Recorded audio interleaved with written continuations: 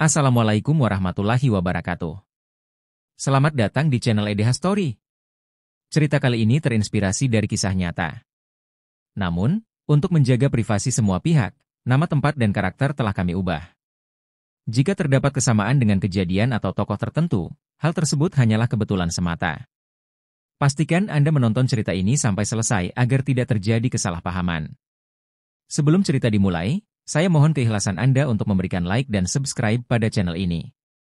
Semoga Anda selalu diberi kesehatan, kebahagiaan, dan kelancaran rezeki. Mari kita mulai kisahnya. Mentari sore mulai tenggelam di cakrawala ketika Erick Thohir tiba di pantai selatan. Suara deburan ombak menggema, sementara angin laut menyapu wajahnya dengan lembut. Erick, seorang pengusaha sukses yang belakangan merasa hidupnya kehilangan arah, memilih pantai ini untuk mencari ketenangan. Namun, suasana magis yang menyelimuti tempat itu segera membangkitkan perasaan asing di hatinya. Saat langit beralih dari jingga ke biru pekat, Erick melihat seorang wanita berjubah hijau berdiri di tepi pantai. Sosoknya seperti bercahaya di bawah bulan purnama. Wanita itu memperkenalkan dirinya sebagai Nyi Roro Kidul, sang ratu pantai selatan yang legendaris.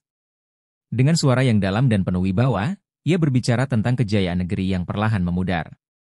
Nyi Roro Kidul tahu bahwa Erick memiliki pengaruh besar di dunia sepak bola, dan ia meminta bantuan Erick untuk mengembalikan kebanggaan bangsa di arena internasional. Namun, ingatlah, katanya, jalan ini penuh ujian. Buang yang gagal, pilih yang sejati. Ini syaratku. Erick hanya bisa terdiam, antara takjub dan ragu, menghadapi tantangan yang ditawarkan oleh entitas gaib tersebut. Setelah sosok Nyi Roro Kidul menghilang ke dalam kabut, Erick menyadari bahwa ini bukan sekadar mimpi atau delusi. Ada kekuatan besar yang memintanya untuk bertindak. Sepanjang perjalanan pulang, pikirannya terus dipenuhi oleh pesan sang ratu. Erick tahu, keputusan ini akan membawa perubahan besar, tidak hanya untuk dirinya, tetapi juga untuk seluruh negeri. Kembali dari pantai selatan, Erick Thohir mulai mengamati kondisi sepak bola nasional dengan lebih kritis.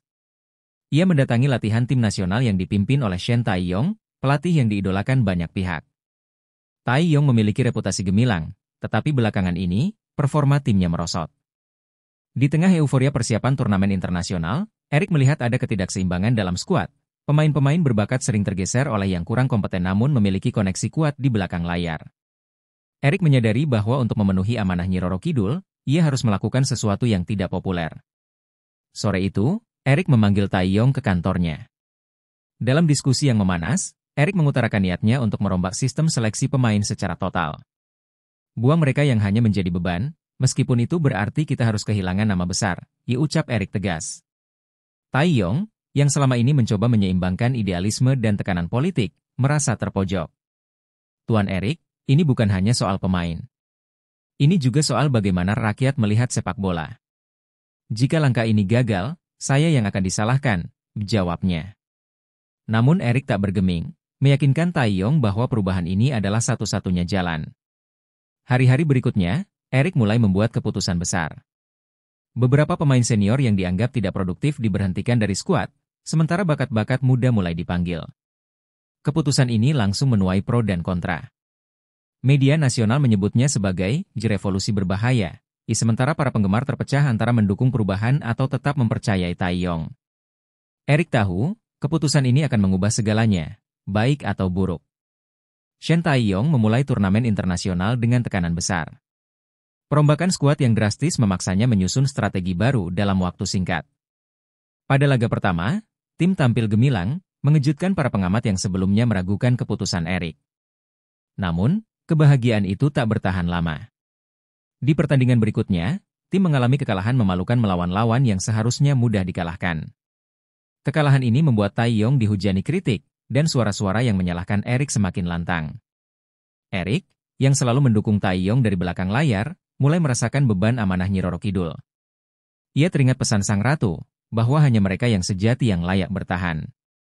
Dalam sebuah pertemuan rahasia, Erick meminta Tae-yong untuk membuktikan bahwa ia adalah sosok sejati yang dimaksud. Tae-yong, meskipun terluka oleh kritik, menolak menyerah. Ia merombak strategi dan memanfaatkan pemain muda berbakat yang baru dipanggil.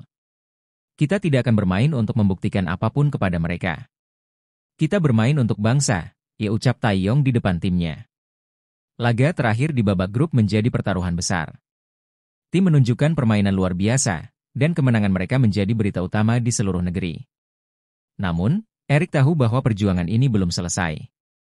Ia mulai memahami bahwa kejayaan sepak bola bukan hanya soal menang atau kalah di lapangan, tetapi juga tentang memperbaiki fondasi yang selama ini rapuh. Malam setelah kemenangan besar, Shen Tae-yong mengalami mimpi aneh. Dalam mimpi itu, ia berdiri di tengah lapangan yang kosong, diterangi cahaya bulan. Seorang wanita berjubah hijau muncul, mengenakan mahkota berkilau seperti lautan. Tae-yong, ia ucapnya lembut, kau memiliki jiwa seorang pemimpin, tetapi kau harus ingat, kemenangan sejati bukan tentang dirimu, melainkan tentang rakyatmu. Tae-yong merasa gemetar, namun ia mencoba mendengar lebih jelas. Wanita itu melanjutkan, ada kekuatan yang sedang mengintaimu, kekuatan yang dapat menghancurkan apa yang telah kau bangun. Kau harus memilih, apakah kau akan mempertahankan egomu, atau kau akan melepaskan semuanya demi yang lebih besar? Saat wanita itu menghilang, Tae-yong terbangun dengan keringat dingin. Ia merenungkan mimpinya, bertanya-tanya apakah itu sekadar ilusi atau peringatan nyata. Keesokan harinya, Tae-yong bertemu Erik dan menceritakan mimpinya. Erik terkejut, karena deskripsi wanita itu sangat mirip dengan Nyi Roro Kidul. Ia mulai percaya bahwa mimpi tersebut adalah cara sang ratu untuk mengingatkan mereka berdua. Meski takut, Tae-yong bertekad untuk membawa timnya melampaui segala rintangan, sekaligus membuktikan bahwa ia layak mengemban tanggung jawab ini. Kemenangan tim nasional membawa harapan baru, tetapi tidak semua orang senang. Media sosial meledak dengan opini yang beragam. Sebagian mendukung keputusan Erik dan percaya bahwa perubahan ini adalah awal yang baik. Namun, sebagian lagi mengkritik keras, menyebut Erik sebagai sosok arogan yang mengabaikan sejarah dan tradisi sepak bola nasional. Tae-yong, yang berada di tengah badai, menjadi simbol kontroversi. Demonstrasi kecil mulai terjadi di berbagai kota. Sebagian penggemar sepak bola menuntut agar Tae-yong diberhentikan, sementara yang lain membela sang pelatih mati-matian. Di tengah situasi ini, Erik mengeluarkan pernyataan resmi. Kami tidak hanya bermain untuk memenangkan trofi, tetapi untuk membangun masa depan. Keputusan ini bukan tentang saya, bukan tentang Tae-yong, tetapi tentang kebanggaan bangsa. Pernyataan itu memicu debat yang lebih luas, tetapi juga membuat banyak orang merenung. Pada akhirnya, pertandingan final menjadi momen penentuan. Tim nasional bermain dengan semangat juang yang menginspirasi seluruh negeri. Meski mereka hanya meraih posisi runner-up, rakyat mulai melihat bahwa perjuangan ini lebih dari sekadar hasil akhir. Suara rakyat adalah kekuatan sejati kita, ujar Erik dalam pidatonya. Ia tahu bahwa amanah Nyi Roro Kidul tidak hanya tentang sepak bola, tetapi tentang membangun kebersamaan dan harapan baru untuk masa depan. Suatu pagi, Erik menerima sebuah surat misterius tanpa pengirim. Surat itu tertulis tangan dan menggunakan bahasa formal yang terasa kuno. Di dalamnya, terdapat detail mengejutkan tentang masa lalu Shen Tae-yong.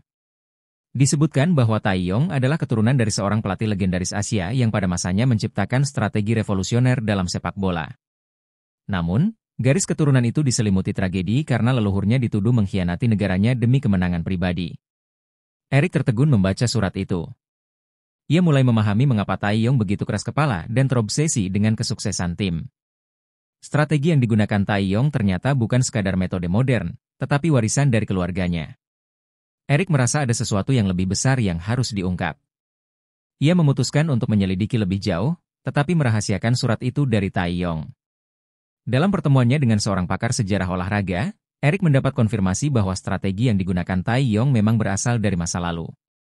Namun, ia juga diberitahu bahwa metode ini mengandung risiko tinggi. Strategi tersebut berhasil hanya jika seluruh tim benar-benar percaya pada pemimpinnya. Erik mulai menyadari bahwa kepercayaan tim pada Tae-yong mulai memudar, dan jika ini berlanjut, kehancuran mungkin tak terhindarkan. Di tengah kekacauan pikiran Erik, Nyi Roro Kidul kembali menampakkan diri. Kali ini, sosoknya muncul di dalam mimpi Erik, berdiri di tengah lapangan yang penuh kabut. Erik, kau telah melihat sebagian dari kebenaran, tetapi bukan semuanya, katanya dengan suara lembut namun tegas.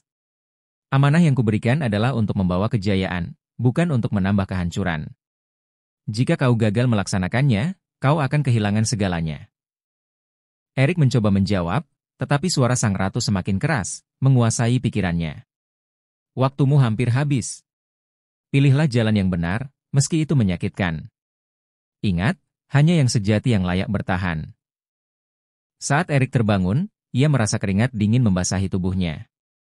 ia menyadari bahwa keputusan besar tak bisa lagi ditunda. Dengan tekad yang baru, Erik mulai mempersiapkan langkah terakhirnya. Ia tahu bahwa Nyi Roro Kidul tidak akan membiarkannya lolos jika amanah ini gagal. Namun, ia juga tahu bahwa menyelamatkan sepak bola negeri ini membutuhkan pengorbanan yang besar, mungkin termasuk mengorbankan Taeyong. Sidang besar digelar untuk membahas nasib Shen Taeyong. Ruangan itu dipenuhi para tokoh olahraga nasional, mulai dari mantan pemain legendaris hingga pejabat federasi. Erik, sebagai ketua sidang, memulai dengan memaparkan fakta tentang performa tim, hasil pertandingan, dan kondisi internal yang mulai memburuk. Taeyong duduk di ujung meja. Wajahnya tegang namun tetap menunjukkan ketenangan. Perdebatan segera memanas. Beberapa pihak membela Taeyong, mengatakan bahwa ia adalah pelatih terbaik yang pernah dimiliki negeri ini. Namun, yang lain menuding bahwa Taeyong terlalu kaku dalam strateginya dan gagal memenangkan hati para pemain. Erik mencoba menenangkan suasana, tetapi ia tahu bahwa keputusan ini harus dibuat berdasarkan logika, bukan emosi. Di akhir sidang, suara mayoritas setuju bahwa perubahan diperlukan. Meskipun tidak semua pihak puas, keputusan bulat diambil, Taeyong harus diganti. Erik merasa beban berat menimpanya, tetapi ia tahu ini adalah langkah yang tidak bisa dihindari. Sidang itu menjadi momen penting yang akan menentukan arah baru sepak bola negeri. Erik mengadakan konferensi pers untuk mengumumkan keputusan resmi. Dengan suara tegas, ia mengucapkan kata-kata yang menghentak dunia olahraga. Di hari ini, kami resmi mengakhiri kerjasama dengan Shen Taeyong sebagai pelatih tim nasional. Keputusan ini diambil demi masa depan sepak bola kita. Pernyataan itu segera memicu reaksi luas, mulai dari protes keras hingga dukungan penuh. Di sisi lain, Taeyong menerima kabar itu dengan tenang, meskipun hatinya hancur. Dalam wawancara terakhirnya, ia mengatakan, saya menerima keputusan ini dengan lapang dada. Saya hanya berharap tim ini terus berkembang dan mencapai kejayaan yang kita semua impikan. Namun, di balik senyumannya, Taeyong merasa ada sesuatu yang tidak adil dalam keputusan ini. Meski menuai kontroversi, Erik percaya bahwa ini adalah langkah yang tepat. Ia mulai mempersiapkan pelatih baru, seorang sosok muda yang memiliki visi segar untuk sepak bola nasional. Namun, di dalam hatinya, ia tetap merasakan bayangan Nyi Roro Kidul yang terus mengawasi setiap tindakannya. Setelah pemecatan, Taeyong kembali ke rumahnya di pedesaan. Ia menghabiskan hari-harinya merenungkan perjalanan karirnya, mencoba memahami di mana ia salah. Ia membuka catatan lama tentang strategi keluarganya dan membaca ulang warisan yang selama ini ia junjung tinggi. Dalam perenungannya, ia menyadari bahwa mungkin egonya yang terlalu besar telah menghalangi tim untuk berkembang. Namun, sebuah surat dari Erik tiba di hari yang sama. Dalam surat itu, Erik mengungkapkan alasan sebenarnya di balik keputusan pemecatan. Ia juga menyebutkan tentang pesan Nyi Roro Kidul dan peringatan yang ia terima. Taeyong terkejut membaca surat itu, tetapi ia merasa ada sesuatu yang benar dalam pesan tersebut. Ia mulai melihat bahwa tugasnya sebagai pelatih bukan hanya tentang kemenangan, tetapi juga tentang membangun kebersamaan dan mempercayai timnya. Dengan semangat baru, Taeyong memutuskan untuk tidak menyerah pada mimpi-mimpinya. Ia bertekad untuk memulai dari awal, mungkin tidak lagi sebagai pelatih tim nasional, tetapi sebagai mentor bagi generasi muda. Dalam hatinya, ia tahu bahwa setiap kekalahan adalah pelajaran, dan setiap akhir adalah awal dari sesuatu yang baru. Erik akhirnya mengumumkan pelatih baru untuk tim nasional. Seorang pria muda bernama Aji Setiawan, yang sebelumnya tidak banyak dikenal publik. Namun, yang mengejutkan adalah bagaimana Aji membawa aura tenang dan karisma yang segera memikat perhatian para pemain. Erik memilih Aji bukan tanpa alasan. Dalam penyelidikannya, ia menemukan bahwa Aji memiliki koneksi kuat dengan legenda Pantai Selatan. Desas-desus menyebut bahwa Aji pernah bermeditasi di sana selama bertahun-tahun dan mendapat pencerahan dari sosok mistis yang mengubah hidupnya. Pada hari perkenalannya, Aji menyampaikan visi yang sederhana namun mendalam. Sepak bola adalah tentang harmoni. Kita tidak hanya bermain dengan tubuh, tetapi juga dengan jiwa. Kata-katanya menggugah, bahkan bagi para pemain yang sempat skeptis. Erik, yang diam-diam terus memikirkan pesan Nyi Roro Kidul, merasa bahwa Aji adalah pilihan yang tepat. Namun, ia juga tahu bahwa hubungan Aji dengan Pantai Selatan mungkin lebih dalam dari yang terlihat. Di balik layar, Aji memperkenalkan metode latihan baru yang menggabungkan teknik modern dengan filosofi kuno. Para pemain merasa ada sesuatu yang berbeda dalam pendekatannya, seolah-olah mereka tidak hanya belajar sepak bola, tetapi juga menyelaraskan diri dengan energi yang lebih besar. Meski skeptisisme masih ada, perlahan-lahan perubahan positif mulai terlihat. Di bawah kepemimpinan Aji, tim nasional mulai menunjukkan perkembangan pesat. Pertandingan pertama mereka melawan salah satu tim kuat Asia Tenggara berakhir dengan kemenangan meyakinkan. Permainan mereka tidak hanya taktis, tetapi juga penuh semangat, seolah-olah ada kekuatan tak terlihat yang mendukung mereka. Para penggemar yang sebelumnya kehilangan harapan mulai kembali memenuhi stadion, membawa kebanggaan baru bagi bangsa. Namun, ada sesuatu yang aneh dalam setiap kemenangan mereka. Beberapa pemain mengaku bermimpi tentang seorang wanita berjubah hijau yang membisikkan kata-kata motivasi. Bahkan, seorang pemain muda mengklaim bahwa ia melihat sosok Nyi Roro Kidul di tribun penonton saat mereka mencetak gol kemenangan. Meskipun cerita ini dianggap tahayul oleh sebagian, Erik mulai menyadari bahwa kekuatan gaib memang bekerja di balik layar. Meski begitu, Aji tetap merendah. Dalam setiap konferensi pers, ia menekankan bahwa kemenangan ini adalah hasil kerja keras tim, bukan keajaiban. Tetapi di dalam hatinya, Aji tahu bahwa dirinya hanyalah alat dari sesuatu yang lebih besar. Ia sering menghabiskan malamnya merenung di tepi pantai, mencoba memahami pesan yang ia dapatkan dari Nyi Roro Kidul bertahun-tahun lalu. Shen Taiyong, yang merasa dikhianati oleh keputusan Erik, tidak tinggal diam. Ia memutuskan untuk membangun akademi sepak bola independen di kota kecil, tempat ia mulai melatih pemain-pemain muda berbakat. Taiyong percaya bahwa cara terbaik untuk melawan adalah membuktikan bahwa visinya tidak salah. Akademinya mulai menarik perhatian karena pendekatan uniknya yang menggabungkan taktik modern dengan pembentukan karakter yang kuat. Namun, perlawanan Taiyong tidak berhenti di situ. Ia mulai mengumpulkan bukti tentang keputusan kontroversial Erik, termasuk surat misterius yang diterimanya sebelumnya. Dengan bantuan beberapa tokoh olahraga yang masih mendukungnya, Taiyong mempersiapkan langkah hukum untuk menantang keputusan federasi. Langkah ini menjadi ancaman serius bagi Erik, yang mulai kehilangan dukungan dari beberapa pihak. Di balik layar, Taiyong mulai merasa bahwa perjuangannya bukan hanya soal membuktikan dirinya, tetapi juga melawan kekuatan gaib yang seolah-olah mengatur jalan sepak bola negeri ini.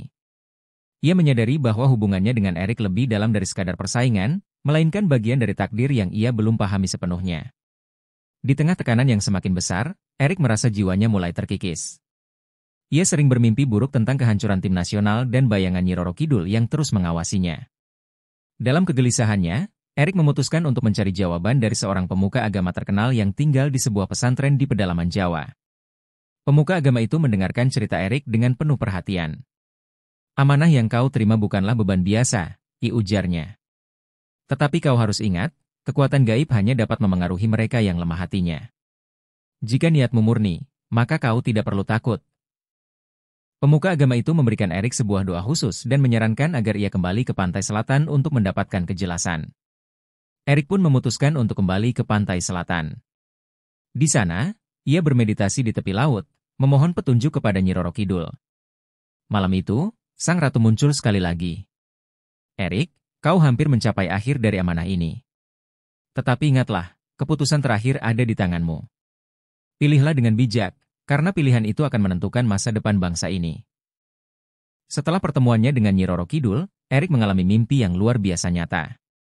Dalam mimpi itu, ia melihat tim nasional meraih kejayaan di panggung dunia, tetapi ia juga melihat bayangan kehancuran jika amanah sang ratu tidak terpenuhi.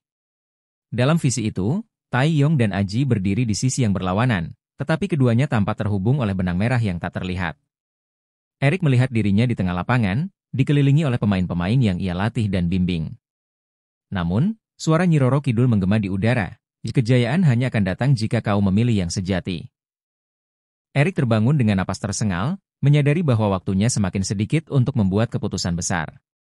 Mimpi itu membuat Erik semakin yakin bahwa hubungan antara dirinya, Taiyong, dan Aji adalah bagian dari rencana besar. Ia mulai merancang strategi terakhir yang dapat menyatukan semua elemen ini untuk masa depan sepak bola negeri. Tetapi ia tahu, risiko kegagalan sangat besar, dan kehancuran bisa menjadi kenyataan. Nyi Roro Kidul kembali muncul, kali ini dalam bentuk yang lebih manusiawi. Ia memberi Erik satu kesempatan terakhir untuk membuktikan bahwa ia layak mengemban amanah ini. "Erik, waktumu hampir habis. Jika kau gagal, kekuatan gaib yang melindungi sepak bola negeri ini akan pergi selamanya." Di sisi lain, Taiyong, yang selama ini berada dalam konflik dengan Erik, mendapatkan undangan rahasia untuk bertemu dengannya. Dalam pertemuan itu, Erik membuka semua kartu, termasuk surat misterius yang pernah ia terima. Taiyong terkejut mengetahui kebenaran tentang warisan keluarganya dan peran Nyi Roro Kidul dalam perjalanan mereka. mereka akhirnya menyadari bahwa untuk membawa kejayaan, mereka harus bekerja sama. Dengan bantuan Aji, mereka merancang strategi besar untuk pertandingan persahabatan internasional yang akan menjadi momen penentuan. Taeyong setuju untuk menjadi penasihat taktis, sementara Aji tetap sebagai pelatih kepala. Erik tahu, inilah titik balik yang akan mengubah segalanya. Pertandingan persahabatan internasional melawan tim raksasa Eropa menjadi panggung akhir bagi Erik, Taeyong, dan Aji. Stadion penuh sesak dengan penonton yang berharap akan keajaiban. Tim nasional bermain dengan semangat juang yang luar biasa, memanfaatkan strategi yang dirancang oleh Taeyong dan dieksekusi dengan sempurna oleh Aji. Di tengah pertandingan, terjadi momen menegangkan ketika salah satu pemain utama mengalami cedera. Namun, seorang pemain muda yang sebelumnya diragukan tampil sebagai pahlawan, mencetak gol kemenangan di menit-menit terakhir. Stadion bergemuruh, dan kemenangan itu menjadi simbol kebangkitan sepak bola negeri. Erik, yang menyaksikan dari tribun, merasakan beban berat di pundaknya perlahan menghilang. Ia tahu bahwa ia telah memenuhi amanah Nyi Roro Kidul. Namun, ia juga menyadari bahwa ini bukan akhir, melainkan awal dari perjalanan panjang untuk menjaga kejayaan ini. Setelah pertandingan, Erik kembali ke pantai selatan untuk menemui Nyi Roro Kidul. Sang ratu muncul untuk terakhir kalinya, kali ini dengan senyum yang lembut. Kau telah memenuhi amanahku, Erik. Tetapi ingatlah, kejayaan ini harus dijaga dengan kerja keras dan hati yang murni. Erik merasa lega, tetapi juga sadar bahwa tanggung jawabnya belum selesai. Ia kembali ke ibu kota dengan semangat baru, bertekad untuk terus membangun fondasi sepak bola yang kuat.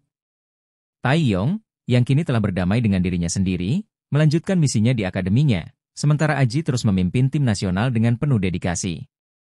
Cerita berakhir dengan pesan bahwa keberhasilan bukan hanya soal kemenangan di lapangan, tetapi juga tentang membangun kepercayaan, kerja keras, dan menjaga amanah dengan sepenuh hati.